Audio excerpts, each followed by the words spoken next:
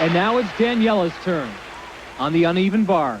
And she must stay in the hunt with Boginskaya. She's very capable of 10s on this event. This is one of her best events. In fact, she's the gold medalist from the Olympics.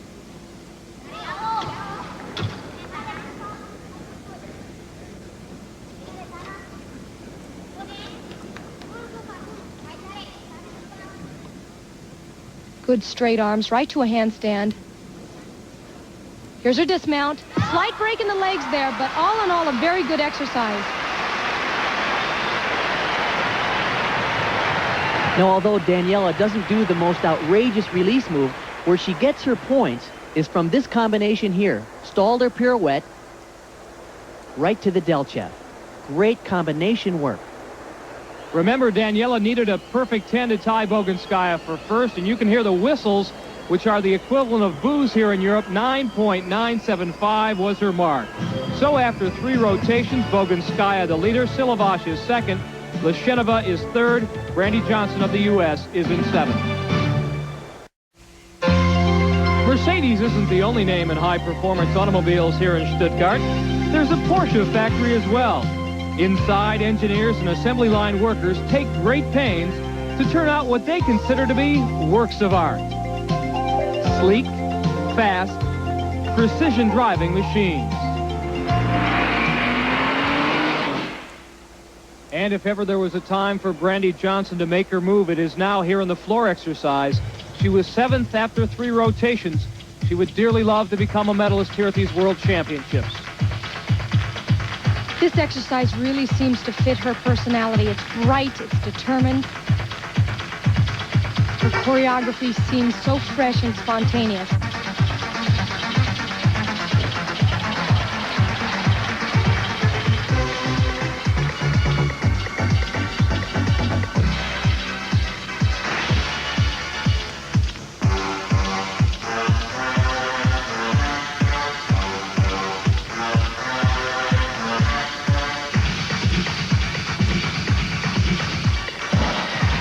Rotates just slightly, but really steps out of it well and covers it up.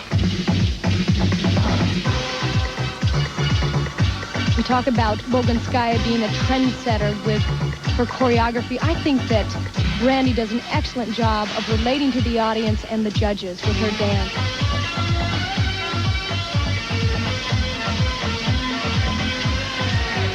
In a dual meet with the Soviet Union last year in Columbus, Ohio, Brandy won the all-around title and she won the floor exercise.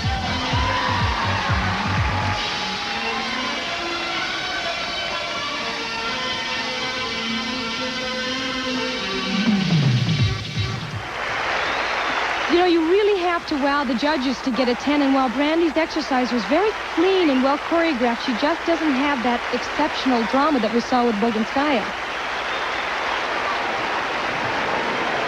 Once again, the thing that allows Brandy Johnson to score well is her power and her explosive tumbling. This is a full twisting double back, piked position, minor form break, but done easily.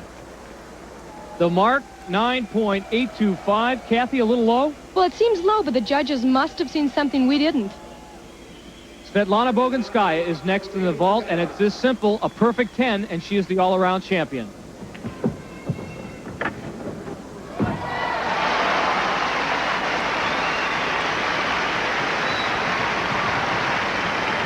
Once again, this is the Yurchenko vault invented by her teammate, Natalia Yurchenko. Look at the form in the air.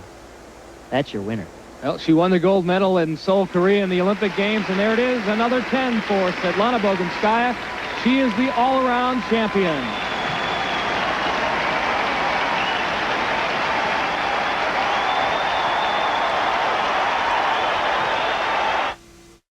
The best that Romania's Daniela Silivas can hope for here in the all-around competition is a silver medal. Even a perfect 10 isn't enough. When you talk about heartache, in a little over a year's time, Daniela will have lost the all-around title at the Olympics, at the European Championships, and at the World Championships by the narrowest of margins.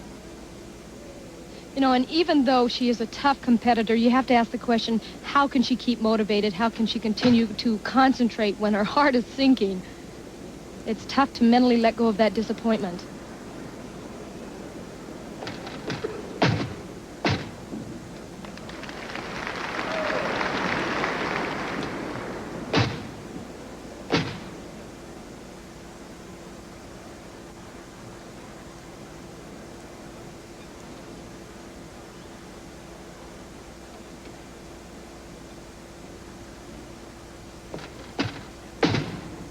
Oh, and it looks as if she's just giving up.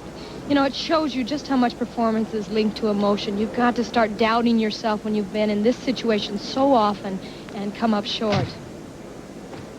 Undaunted, she gets back up on the beam. I think I might have mailed it in considering all the things that have happened to her, especially when it comes to all-around titles. Well, I think it'll be interesting to see if she continues in the sport through the next Olympics. Low on that landing. The spark is just not there. But you have to give Daniela all the credit in the world for just getting back up on the balance beam and finishing a routine. Mike, this is really very difficult to watch. She's the Olympic champion on beam. And you can see here, she just gives up, knowing before she even started her routine that a perfect 10 wasn't going to be enough to win the gold medal. This is very difficult for her. She's rarely ever short on a dismount like that.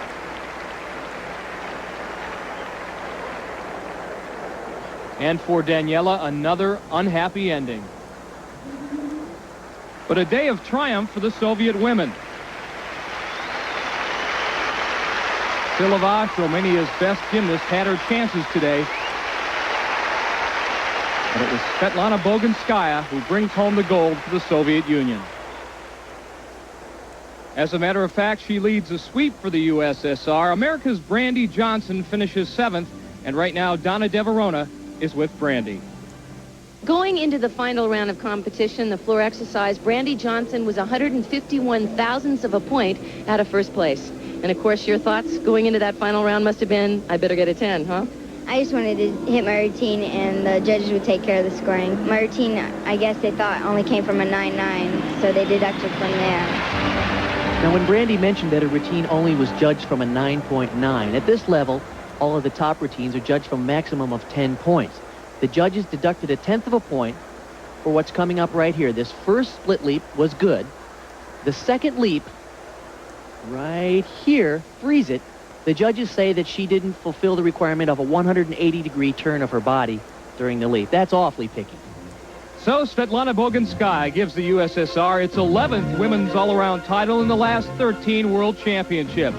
And the American women, well, Kathy, a very strong showing here in West Germany. They've had a very successful competition. They made a huge jump in confidence and respect, and as Bart mentioned, the judges are watching very closely. Remember the names: Wendy Bruce, Sandy Woolsey, and Brandy Johnson. They give the United States a solid nucleus to grow from.